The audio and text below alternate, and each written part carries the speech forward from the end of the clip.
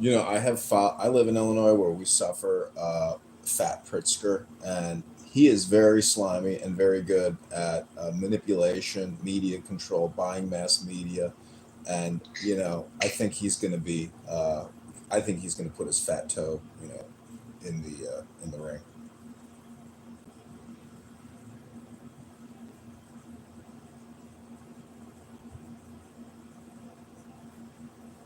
I couldn't imagine somebody as fat as him doing well.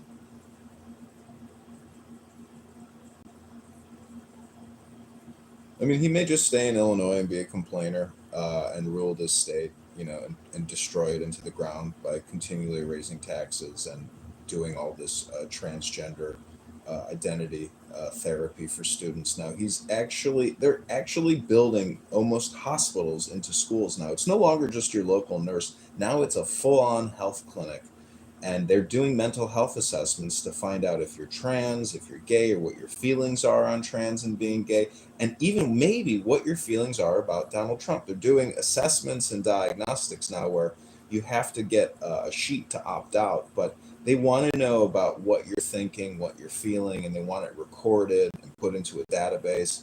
So they are literally taking steps to prepare the future generations for wokeism, and this type of governance and ideology has to be destroyed.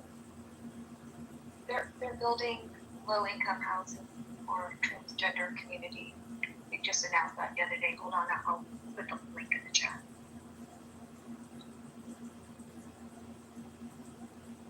I just want to mention, I love Nick. Nick, I don't know who you are, but you're awesome. Could anyone share with us what Democrat right now run a good governance anywhere in the country? Is there any Democrat governor, mayor, anywhere? Fetterman post-stroke is turned into the best statesman that this country has. Yeah, jumping on that, Shapiro for Pennsylvania is a good governor. He's a Democrat. So you guys gave me two, right? Fetterman. Well, Fetterman is a senator, but Shapiro, as a governor, is a great governor of Pennsylvania. I personally would like to see Steve Bannon run for the Republican nominee. I'd vote for him. Yeah. I mean, I don't really like the guy, but I just think he's really a guy to say run as the Republican nominee. Well, John Bolton also said he's going to run as the Republican presidential candidate. You thought Trump? Yeah, Steve Bannon. Wait till Steve Bannon. Yeah, Steve Bannon would crush John Bolton.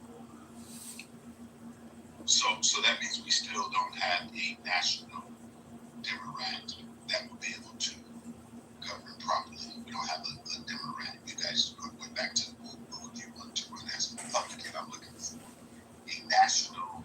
You said Shapiro, Fetterman. I don't think Fetterman can do it nationwide. As Democrat, like if I'm a polymarket, I would put my money on Shapiro. Hold on, I have a question for the people that voted other in the poll above. And if you haven't voted in the poll, please do that. Right now, it's a pretty tight poll. And I'm curious, when you say other, like Nye said other, Howard said other, like who are we thinking? AOC, I'm talking. I don't have anybody in mind yet, just General Joe. I think I stated perhaps in your space yesterday or someone else's space that I am very disillusioned with the Democratic Party.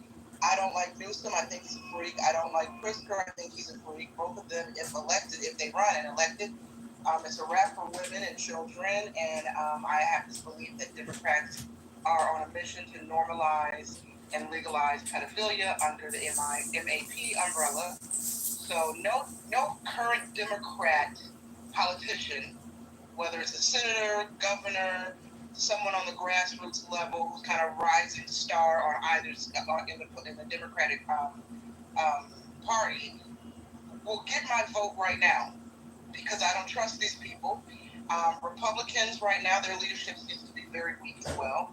So when I say other, I'm looking for somebody fresh, slightly provocative, a voice that we haven't heard, similar, but doesn't align so much with the fringe on either side.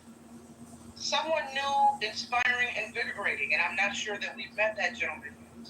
Mark Cuban. Matthew McConaughey. No, and why? I like your assessment. Do you think anyone on the Republican side is pushing this transgender pedophilia kind of stuff? If possible, I haven't seen it, so I won't say no because I don't know for certain. But I have not seen it on the level that I've seen coming out of the far left. So I'll be traveling on Tuesday to the state capitol of California to go against AB 495. It's called the Stranger Bill, where any person can walk into a school, and with this bill comes a sheet. They say you could be a caretaker of any child and take them out of school. They call it the trafficking law of California. Only 2 months ago, they passed another law here in California that you can purchase a young boy between 13 and 17 years old for prostitution. This is pedophilia at the highest level. We have a Democratic majority here in the state of California. This is sad. This is what I'm talking about. The elected officials that we currently have, guys, we got a lot of people in office who are claiming the children. Leave our children alone. So the pedophilia issue is like the trans issue. It is not something that most people are actually concerned about at the end of the day. And there are pedophiles on both sides of the aisle. Same corporation, different division. Listen, I agree, Mr. Driver. It's not an issue now, and by the time it becomes an issue, it'll be too late for people to act. Because some of these perverted politicians know that your average American does not care. They're not paying attention. They don't think it's real life, or they have this idea that it's only 0.0% of the population XYZ. So they're already hosting TED Talks to normalize these things. You have studies coming out of Ivy League college universities claiming that babies are born trans and people are born pedophiles. So if you're born this way gay, you're born this way pedo. So everybody deserves special rights and equal treatment and cupcake prisons if they get charged with dealing with kids. So yeah, it's not an issue now. Nobody cares now. By the time folks really wake up to what's subtly happening, it will likely be too late. How can you? They've already convinced y'all to put your kids on a cocktail of drugs because puberty is bad. Like, come on. How can you In say? the state of California, they tried to get it to pass through legislation without even an actual vote. So yes, they're trying to sneak it through. And it only did not get passed is because a Republican in the state of California said no and kind of did a whole media blitz with it. But yes, you're correct. How can you say that, Dr. Jordan, that people, voters, Americans don't care about this trans issue, the puberty blockers, the transgender surgery science, let alone pedophilia? It costs $100,000 to convert a man to a woman, to cut off that genitalia and get them on these puberty blockers. This is just my opinion, but how many, for example, I can't think of a trans person that I know, maybe one that I know through someone else. I don't know anyone who's registered as a sex offender. I don't know any pedophiles. It's called a mental health crisis. The suicide rate of these young men who decide to become women is prolific. It's like, okay, but this is look. So I think looking at the trajectory of the Epstein news media, I don't want to call it a circus, but the news media cycle. I mean, look at the only reason that that's still in the news is because Trump has been, afraid to expose himself to whatever degree that he's vulnerable, right? So if he hadn't pushed this issue more, we wouldn't be talking about Epstein right now, in my opinion. And so if that tells us anything, someone of notoriety has to give it coverage. I mean, when the guy who is the New York Democrat, who's the guy who was married to Huma. Hillary Clinton's assistant, Wiener. went to jail. Wiener. Okay, so Wiener. I mean, I could be wrong about this, but I don't think the Wiener story. The Wiener story got a whole lot of coverage, looking at it through the lens and under with respect to the context that we're looking at it at this issue now. So Trump is keeping the story alive. So to Nye's point, it might make if it bleeds into it bleeds into 2028 as a what's his name Epstein story, then maybe it does have some legs, But I just don't think that we're nearly as exposed to pedophiles as we are to people on a spectrum of gender. The point is that it's clown world, and you have to. First part of diagnostics, and is to realize that we are still in clown world.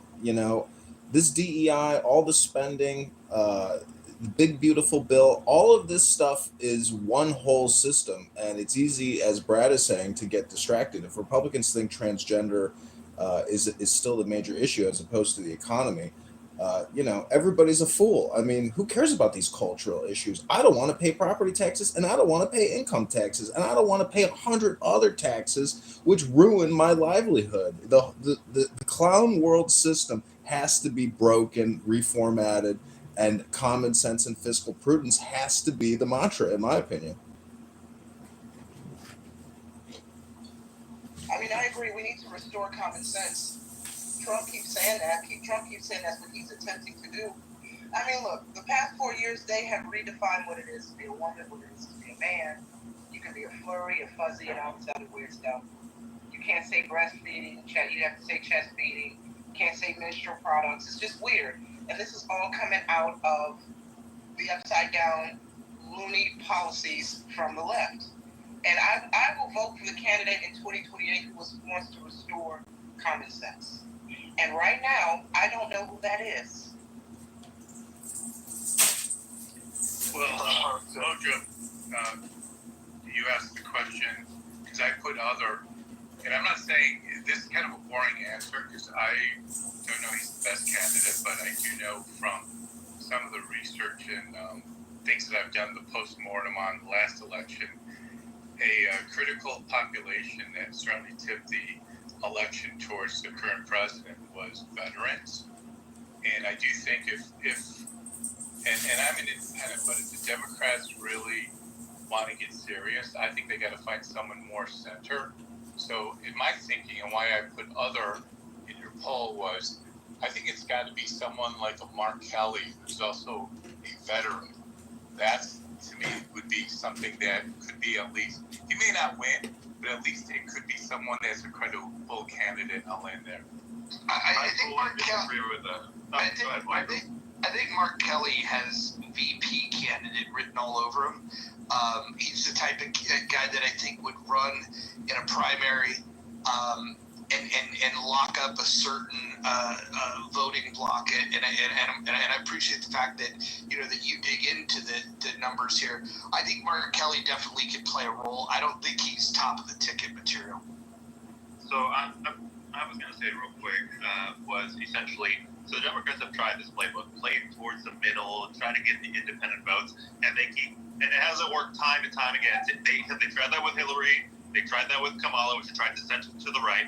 And I'm going to get some pushback on it, but like someone who I think might actually win is AOC on the Democratic side, someone to fire up their base, to get people out to vote, and to instill rage in the Republicans in a way that it will make her base even more excited. They need someone that, like, the Republicans are going to the far right. I think Democrats need to cut the shit of trying to, gather the moderates or conservative Republican or moderate Republicans and just go straight for what they want. Either a Bernie Sanders or an AOC, I think should be their next candidate. Yeah, so when you look at hold on real quick, Brad, real quick. I just want to respond to that, and we'll go right to you. I think that Nicholas makes an interesting point that's definitely one of their options. I think the better option is to go to the middle. So we disagree. But the one thing that's clear is they can't stay where they're at. Their postmortem, they know that if they stay where they're at, they lose. They know that. And so they can either make a move to the middle or they can make a move to the left. Whether or not one of those strategies will be better than the other in terms of attracting voters, we would have to see. But if they stay where they're at, they're absolutely dead and they know it. But Brad, go ahead. Yeah, so like people saying AOC, I get the point. Like she's a good cheerleader for the DNC. She doesn't. She's not the biggest fun hauler. She doesn't bring in the most money. She's kind of the pretty girl that you bring on a date. She's like Matt Gaetz going to a bar. He's gonna have a pretty girl on his arm. That's not really where AOC is going to excel at. As a matter of fact, I don't think she's even going to be able to pull out a race against Schumer. I just don't see. And when you look, even after all of her stump speeches, all of her gallivanting across the nation, going through and talking, all these things, screaming online on the news, she still only got as like Emerson did, Morning Council, all these polling places, even in their own little collectiveness, she only polled 11%.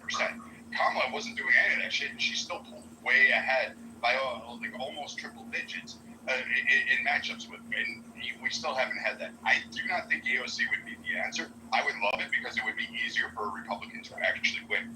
That would be a great ticket if AOC threw her hat in the ring, but I don't think anybody in the DNC really thinks she's a viable candidate, even at VP level.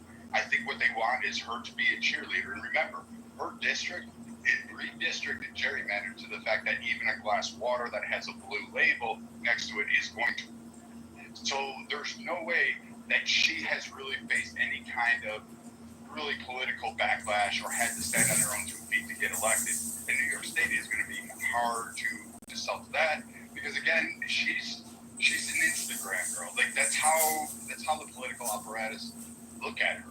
I'm going to go to Newsom, who's got a national appeal. Shapiro maybe, but he's screwing up pretty bad right now with his key left demographic, which was a lot of getting way too involved in the Israeli-Palestine thing, and he's making dumb career choices right now that's really pissing off a lot of people on one particular side of the aisle.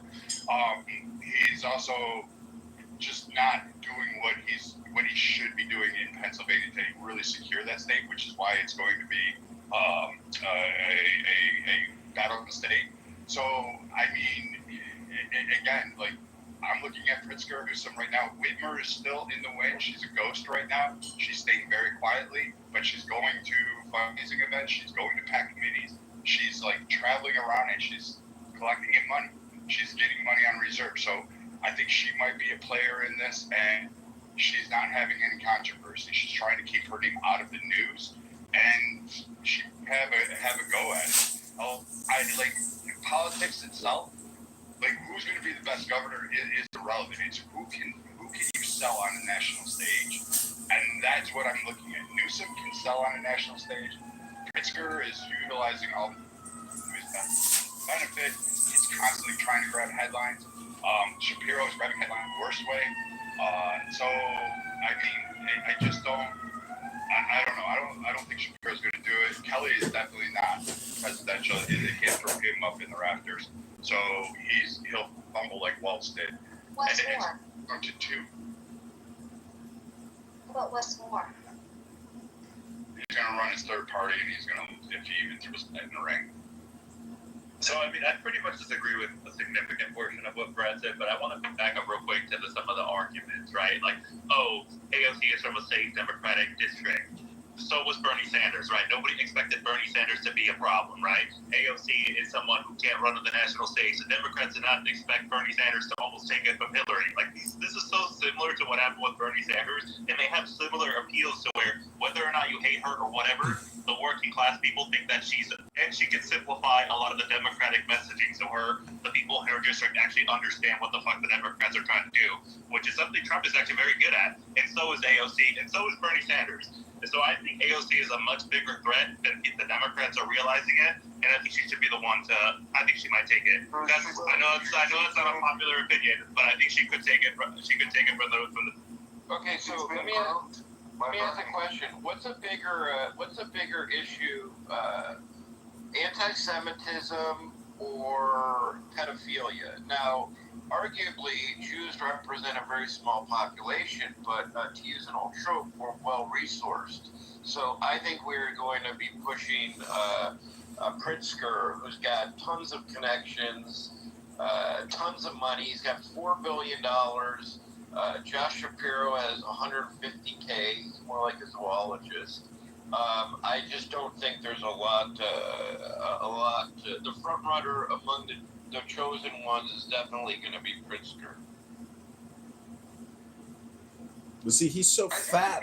I think you Unless guys, Whitmer marries me and confers. I think that you guys need to figure out that these elections moving forward are going to look a little different than they have in the past. The way that people get access to, an exposure to the candidates and the candidates to the people. And if you look at what Trump did in this victory, one of the things that he did really well that was a game changer was his appearances on podcasts. He was meeting like niche audiences, and one of the big challenges that they had with Harris is that Harris was so disingenuous that she couldn't do a podcast appearance without looking like a fool. If you guys have seen the podcast appearances, she just looks terrible. You need to have somebody that's going to be able to present well, that's going to be able to go into an environment where there's going to be tough questions and maybe get heckled a little bit. If you're hanging out with comedians, they're going to try to find the humor in things, and you're going to have somebody that has the emotional intelligence to be able to navigate those conversations. I don't think that Harris had it at all, but I look at the field and I'm trying to figure out like who would be able to do that, and I think Booty Juice might actually be the best for putting on the podcast circuit. But you guys think of anybody besides Booty Juice? He is a special appointment. I don't know if you know how he became a captain in the Army. He never went to boot camp. He never did anything. He just got specially appointed by the CIA, to be an officer. Hey, Mojo, wasn't it that Kamala with Joe Rogan, she wanted him to come to her? Yeah. He invited her, and she declined. Here's another interesting thing. When libertarians were having their moments in the sun, what's her name? What's her goddamn name? Fucking, it slips me. She's so irrelevant. No, the goddamn fucking libertarian broad that ran. She was Joe Jordan. Yeah, she was actually offered an opportunity to go on Rogan, and she declined. And here's something that people don't know about that campaign, was that when she was running, she was also working full-time. She didn't take off time. She was teaching at Clemson, and she didn't take the time off. And if the media wanted to meet with her to do an interview, she wouldn't meet with them until after 3 p.m. Eastern time.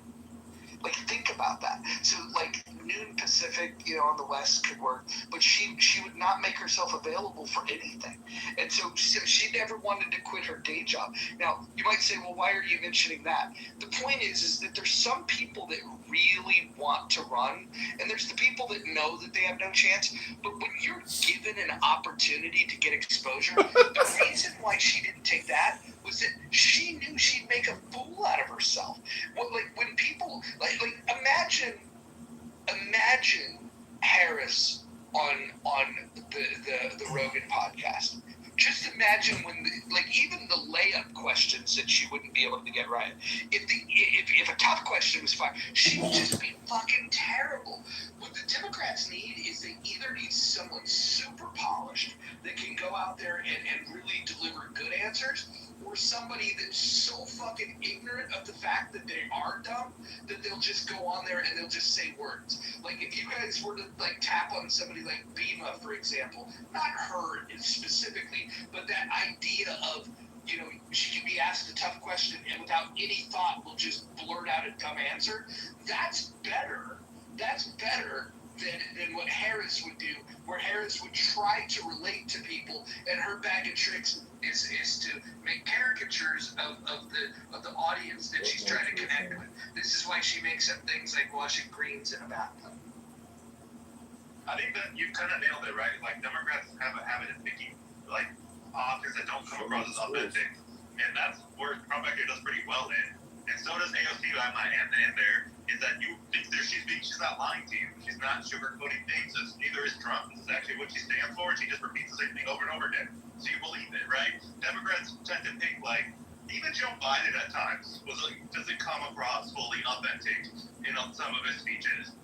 I think that the Democrats only have to show up because look at the narrative that they get to contend with or revisit, right? Like they can say, well, you voted for this Trump policy, you voted for that Trump policy, you didn't want to expose, let's say, the Epstein thing is still, still out there and lingering. I mean, it's hard. It's hard to defend one's actions just as a congressional Republican. So, Jordan, here's the thing. I would love to be confronted with the idea of, hey, Republicans didn't release the Epstein files.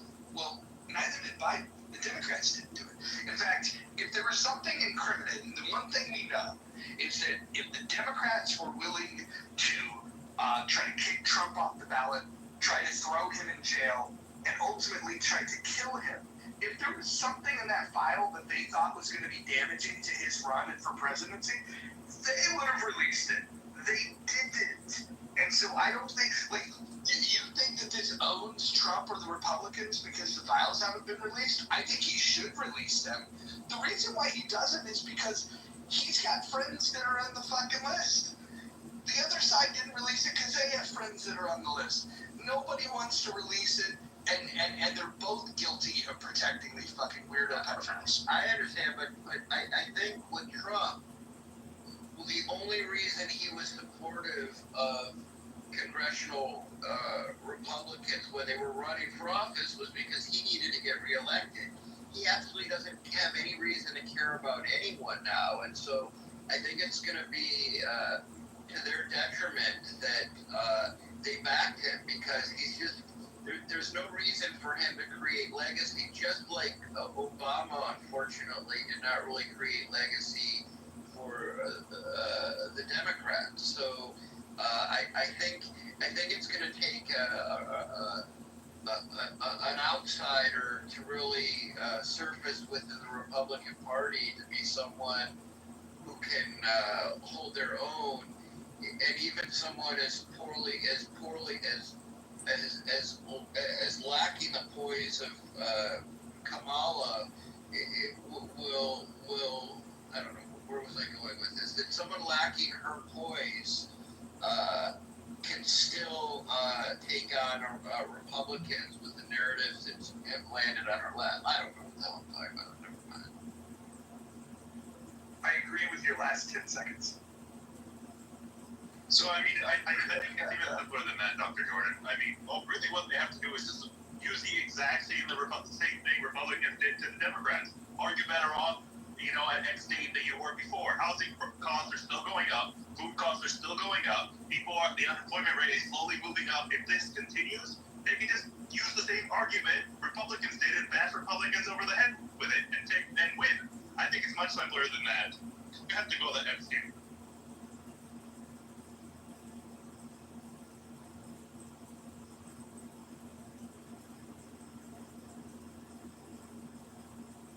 Man, I should get paid for my opinion.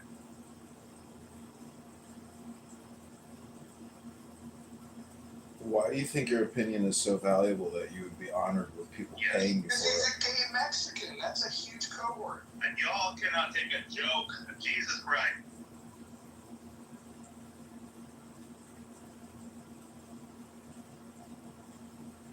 El Normo's here, the gentleman that I voted for. How you doing, Norm? Make prediction Trump doesn't win next cycle either. God, you're so negative. man. I mean, how about keep hope alive and you gotta believe in all those cool political slogans. I'm with him. How about I'm with him? Do you think that would work? If you mean I'm with stupid, yeah. I hadn't thought of that. I'm with stupid. I'm just pointing out that that was Hillary's campaign slogan, and it seems to be one of the all-time worst campaign lines with her. But it's all about me, me, me. You're with me, you like me. So I want to point out something that Pete Buttigieg, he attended a 2-week indoctrination course and was appointed a captain in the Navy Reserves and deployed to Afghanistan to beef up his credibility. No ROTC, no years and years of training. Hey, you're an officer, you're going to Afghanistan and you're a captain and you work for the CIA. How did he get his commission? Did he get his commission? He's formidable looking, isn't he? I put it in the chat. By the way, Norm, I'm with her was not Hillary Clinton's true campaign slogan. It was stronger together. I don't know, though. I saw all these buttons in New York and said, I'm with her.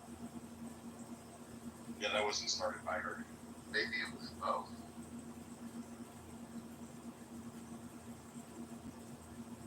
Well, maybe we can recycle that slogan at Booty Juice runs. We can then say, I'm with her.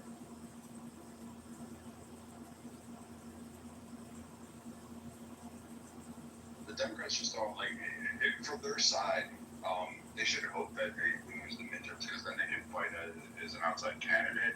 I mean, it depends on how the economy is at that current juncture and what's going on in the world. I don't think the Epstein is going to be a Damocles over the next candidate's head or the Republican's head because all they have to do is go out there and say, I'm going to release the tapes once I'm elected.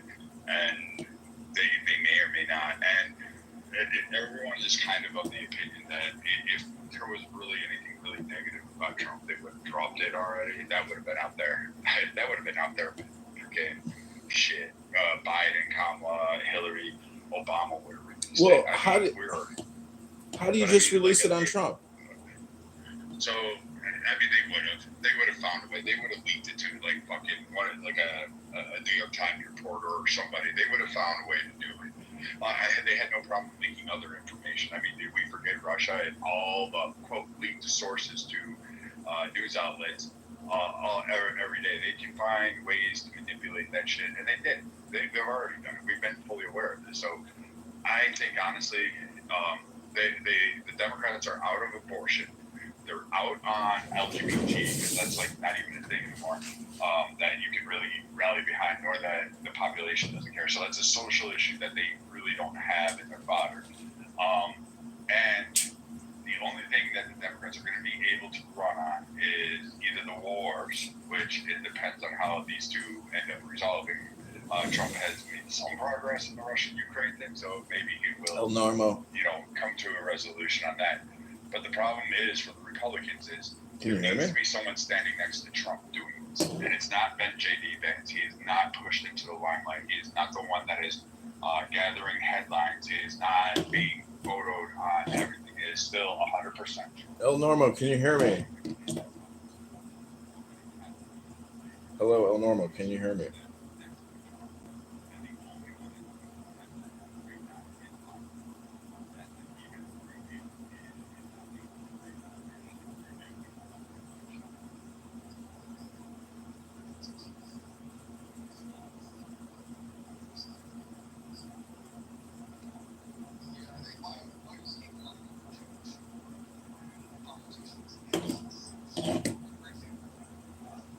DeSantis, I don't agree with all of his policies, but Florida's a better run state than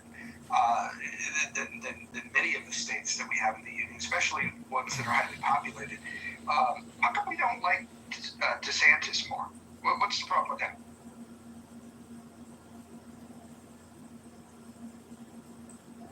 I think he just keep running into Trump. Right? If Trump out the way, he might have more success. People like him and appreciate him and respect him. If you live in Florida, you thank God that he's your governor. You live in Illinois, you pray to God that people like Pritzker, have a myocarditis, from. So I mean, but it is. I think Hakeem is right. It is a lot about running up against Trump in the beginning. I mean, Trump really dished him pretty good in the early term of while they were running. So they butted heads, but he seems to me like he's running that state in a way that is long overdue. Or there's many states that should be running their states in the same way that he's running the state. For God's sakes, he's claiming that they're going to get rid of property taxes. His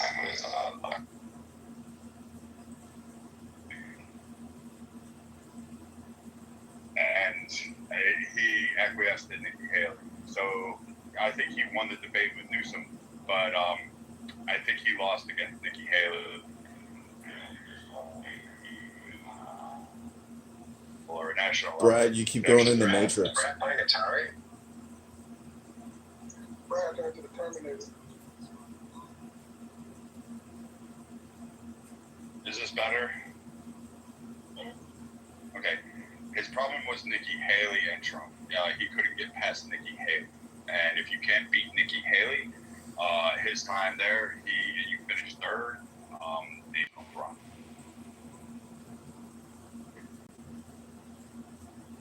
So what do you think? The country wants to see more alligator Alcatrazes? Is that a good look? I think so. I think. Can you expand on that?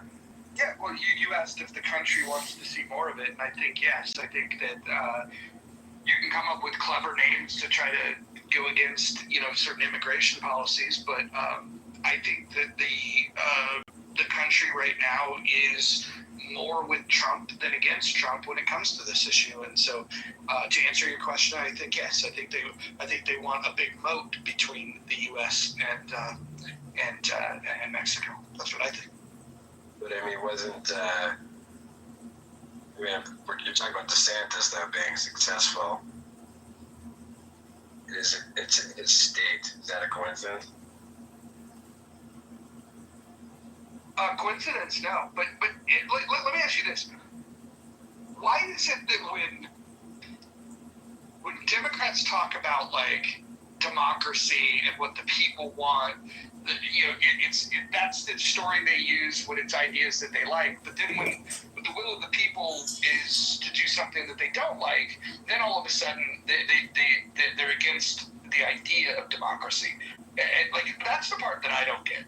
It's like many people on the left, they want a pure democracy. They call for it pretty openly. They think that we should get rid of the electoral college, for example. But then when you find policies that are popular, Democrats are like, "Oh man, that's bad." And I just don't get it. Like they're only for this idea of democracy when they're getting their way. It's very weird. It kind of reminds me of one of the world's largest global religions known as Islam. I wouldn't call that a religion, John. I would call that a pedophile death cult. You had me laughing so hard yesterday when you were saying, why even do abortions? Why don't we just feed the babies to alligators? I could not stop laughing because I could see getting into an argument with an abortionist and, saying that. And it's just, to me, it's just insane, it's because it is so gross and tragic and sad, but I don't know, you had me in stitches yesterday.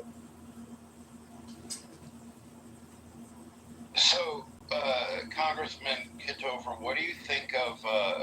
Tell me more about your take on J.B. Pritzker. He's not well liked, but he's well resourced. Well, his cousin, I think, is trans, and she was running the Pritzker Military Museum on Michigan Avenue. They're having to close that up because it's, they can't even get people to go to the museum. First of all, nobody's interested in it, but crime is rampant. So I think they're moving it to Racine or Milwaukee. But, My gaydar goes off when I see him, and he puts out a lot of creepy videos, and he says a lot of cringe things. And he was on Stephen Colbert saying, we gave this redistricting map to our local kindergarten, and this is what they came up with. He's not a leader; he's a panderer, and I think it's possible that he could be that horrible p word.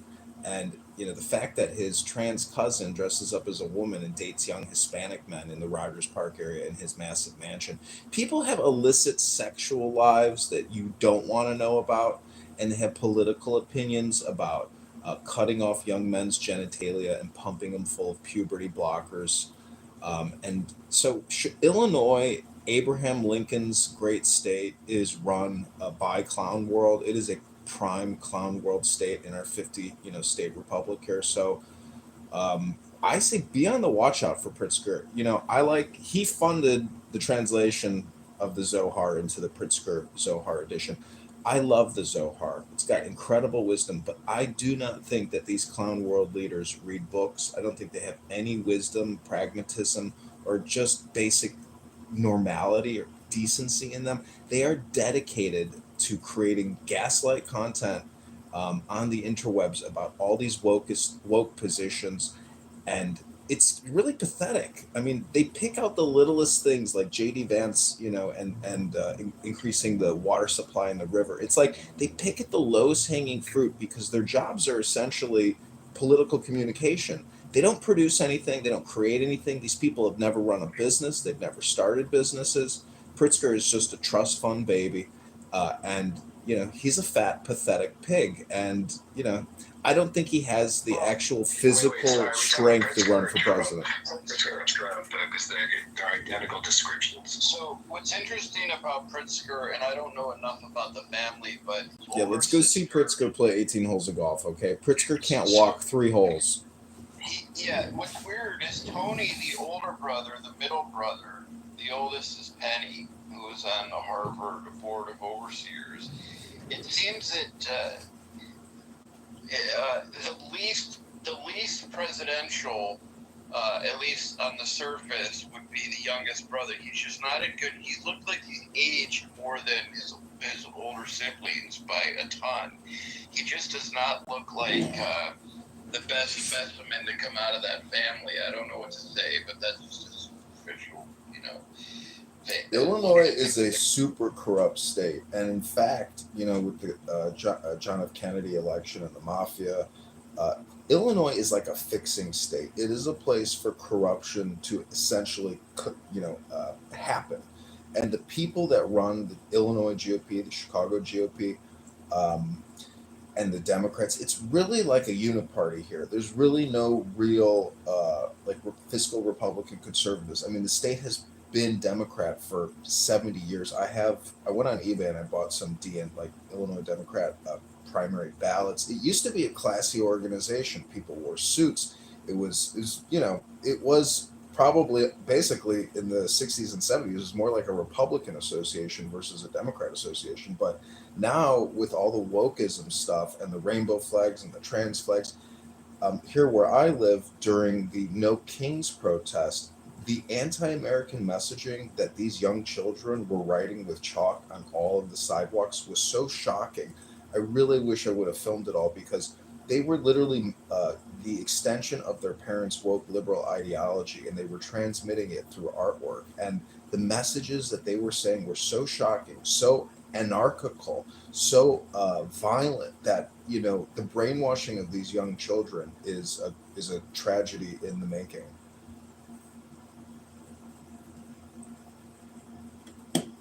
Let me tell you how corrupt this crazy ass wicked state is. And listen, I live in Illinois too. Okay, the police, and I'm not making this up. As crazy as this is going to sound, the police robbed my family blind during a house fire. We had a house fire. I won't go into it, but just know that's how deep the corruption is. How are you a victim of the fire and the doggone investigators rob your shit, steal your shit out your house? I'm done.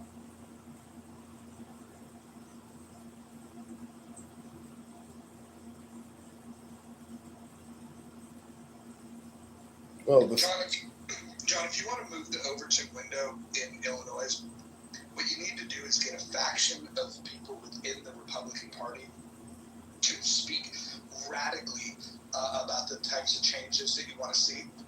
You're not going to win, but what will happen is it'll make Republicans, the mainstream Republicans, look more popular.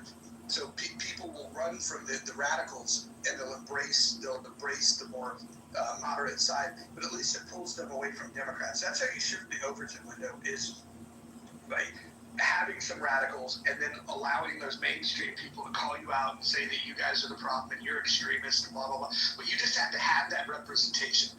If you want to see it working out, go to like New Hampshire, where the Libertarian Party and a few radical independents are say the most crazy things, right? They want to, they want the things that they're fighting for are just like over the top radical. But what that does is it solidifies the more moderate Republican position. Well, when 300 people get shot every weekend and 75 die from gunfire, you could go to Kabul, Afghanistan, and no one gets shot every single weekend. So we live in an anarchical society, and the police are just looking at their cell phones in their cars. They don't want to be bothered with all this shit. So we have a gang problem. We have an alien invasion problem in this city. They've spent over $1 billion housing 60,000 illegal aliens, and many of them are tied up, in drugs, narcotics, prostitution, robberies, murders. It's like a political elite, and the Chicago Teachers Union, who sucks out 75% of our property taxes. Like the city, we're in a very dangerous place in the city because they can't keep kicking the can down the road, because Trump isn't going to give them that bailout money. And that those billions they spent on the COVID-19, they already spent that money. So the city is like at a breaking point. It has given up all of its value. It's sold its parking rights to the Abu Dhabi Investment Fund. This city is strip mined, and people want to leave. And it's just like New York City. I mean, you can look at the new housing inventory that got listed in the past 30 days. People want to get the fuck away from these socialist, Marxist, Democrat leaders who are very dangerous. I mean, it's all about white supremacy, climate change, gender, etc. They are the biggest frauds and liars. And I just, to the life of me, having gone to a good school and served with good people in the army and worked with great people, it's like, how in the world do all of these clown world representatives make it into leadership positions, whether it's Karen Bass, Newsom, all of them? It's like, is our population that shitty? Like, there's no good leadership?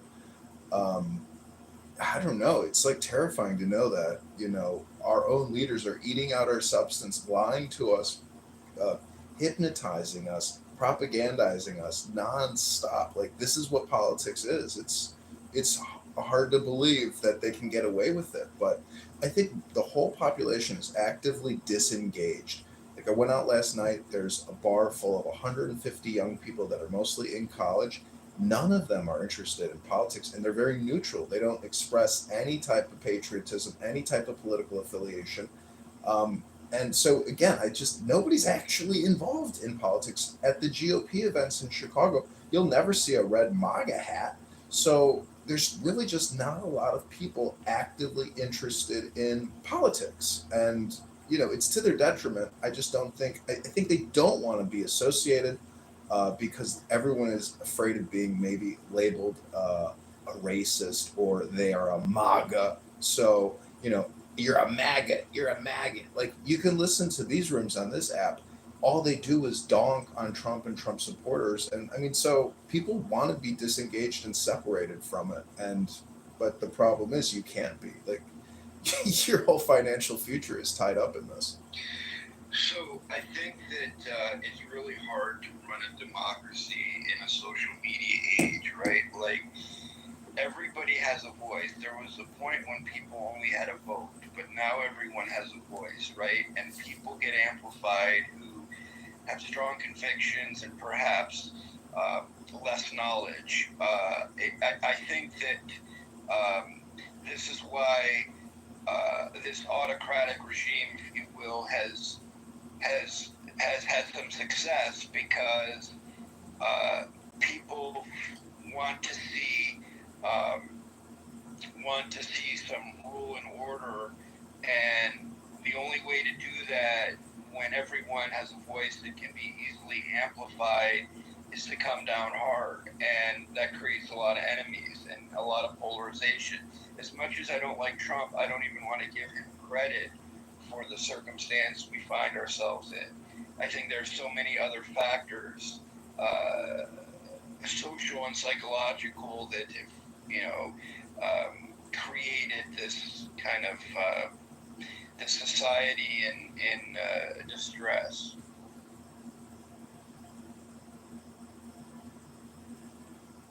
Who do the clubhouse Democrats, like, if you were to go into Patty's room, who do they think is going to be the nominee? Jasmine Crockett.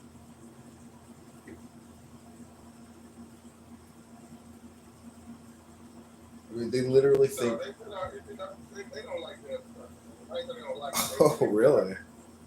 No, he not. Well, I'm willing to bet I've listened to and recorded more of Politically Correct than you have, Akima. Probably recorded more, but I probably listened more. You wait, got me going show. Like what I heard, I heard Patty, Lisa. I haven't heard.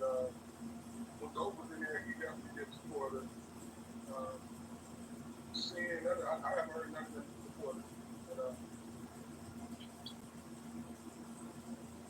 But, I did want to say something about Benjamin Netanyahu taking the Gaza Strip and saying that Hamas will be destroyed. There will be no Palestinian Authority. There will be no more Palestinian Muslim Islamic terrorist groups leading the Gaza, and we will secure and install a peaceful government.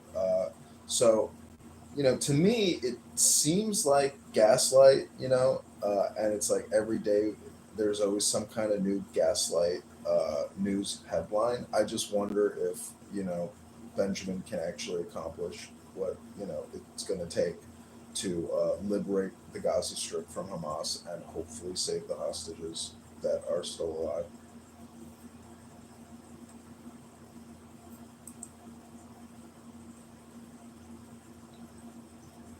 Wait, I don't mean to deviate from what you just stated, but I just want to go back to something that the Jasmine Crockett point. Jasmine Crockett said in an interview a couple months ago, maybe some of you guys saw it, but I had to go refresh my memory. I'm reading this from the New York Post. She said that the Democrats want the, quote, safest white boy as the 2028 presidential candidate. She said that they are hinting at, quote, one specific candidate being floated by the party's donors.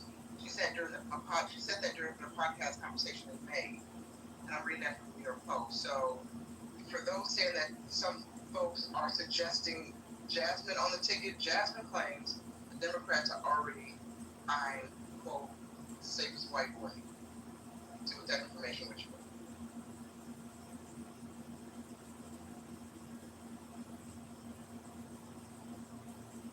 I mean, that's the thing is you can make outlandish statements, all or nothing statements, extreme statements. You can lie. I mean, there is no limitation to gaslighting.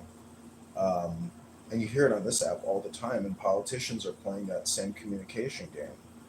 But I'm telling you, if we don't have forensic accountants, auditors, and if we can't just keep spending like this, it's just madness. And when you really look at all the breakdowns, I mean, if you were to cut things just 10%, like 10% cuts to a lot of these programs, and there's thousands of programs, gotta cut, gotta start cutting and reduce that deficit to like maybe 100 billion.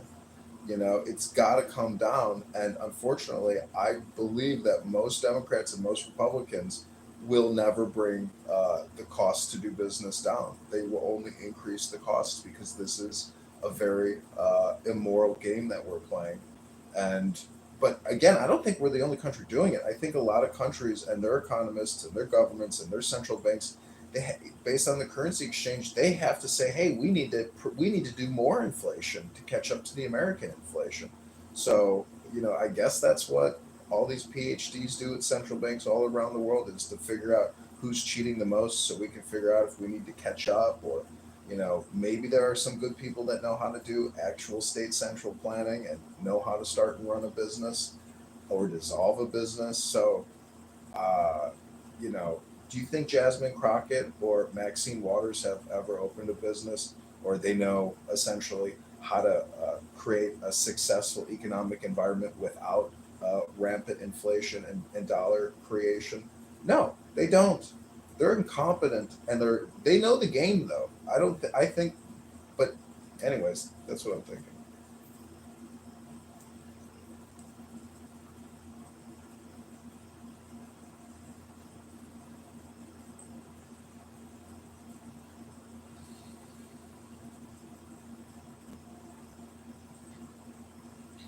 Do you think when Trump leaves office, the national debt will be lower than when he got into office? No, it's going to go up 2 trillion every year at a minimum. So that's 8 to 10 trillion in additional debt. And if it's 2 trillion added at to 37, I mean, it's going to be 45 trillion, 48 trillion by the time he leaves. So how is that an alternative to the big spending that Democrats would give us? It's damned if you do, damned if you don't. I just like the fact that a Republican hand has their finger on the button. And if you look at Doge, I just looked at it today. There is so much international insane woke spending that they are screenshotting out of the SAP system. That is the same government acquisition platform that I used from 5 years at Treasury, and it's a simple. It's who's the billionaire? Anyways, it's not going down. It's only going up. And, God bless Trump. But if he was Thomas Massey, I mean, it would be better for the overall economy and the longevity and health of this country because we're just becoming a debt slavery system. Everybody born is, if you don't have $1 million now, you will never have a solid retirement, basically based on the spending.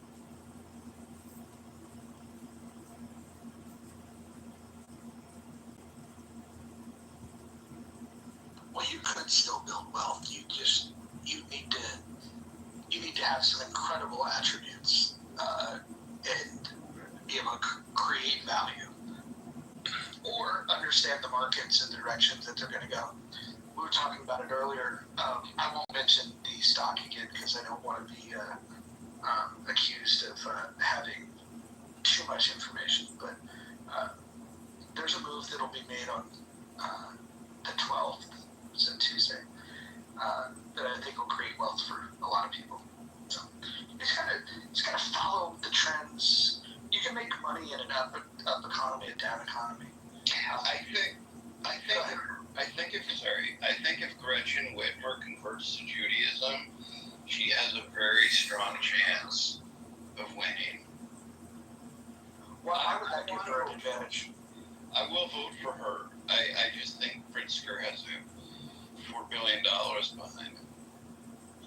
Dr. Jordan, can you explain why you voted for Kamala Harris in the last cycle? Yes, because I wanted the status quo of misery so that I could commiserate with other people. I don't want drastic changes. I don't want to turn my career as a zoologist or publicist into something very lucrative. I want to live on the extremes. I want to be a survivor, not a thriver.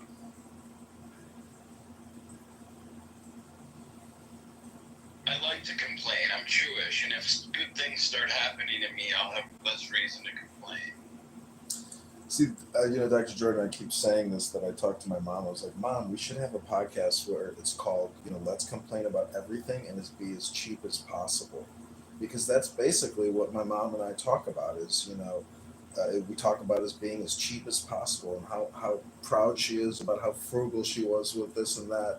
I mean, she doesn't flush her toilet unless she has a buildup, that type of frugality. I mean, look at how overrated success is. You've got some guy like J.B. Pritzker who is struggling to exercise during the day apparently, or eat healthy because he's not looking so good, and he's got all the resources in the world. If that's success, do you really want it? And then you got Josh Shapiro, who's worth $150K, and he seems to be slim and fit, but he's had trouble deciding what side of the aisle he's going to stand on when it comes to dealing with anti-Semitism on college campuses, which is kind of a softball, I think. And he, I don't get it. You know, when you voted for Kamala and then Trump won, like, how did that make you personally feel? Because, like, I know when I vote for a winner, I feel like a winner. Well, I mean, I'm a hypochondriac, as you know, and I thought I was having a stroke when he won, and that I misunderstood what they were saying in the media, and so I kept having to turn the TV on and off. So I'm still getting over that.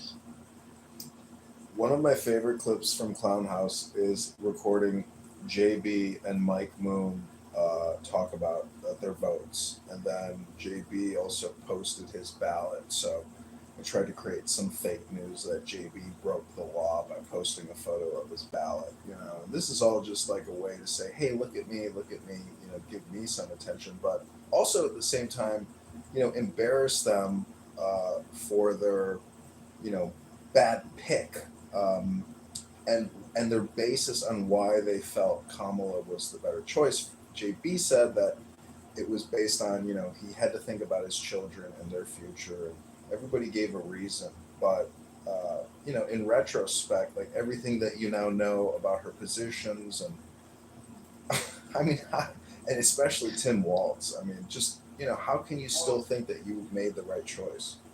Well, again, we're underestimating the Trump legacy, right? Like, there's a huge vacuum that awaits us because this was a guy who only props other people up for his benefit. When he's done, he doesn't want anyone else to be in the spotlight. He wouldn't even want his kids to be in the spotlight to risk the chance that they might, be seen more moderate, brighter than him, blah, blah, blah. He's threatened by anyone who can tarnish his image. So what comes after him is going to be very interesting because,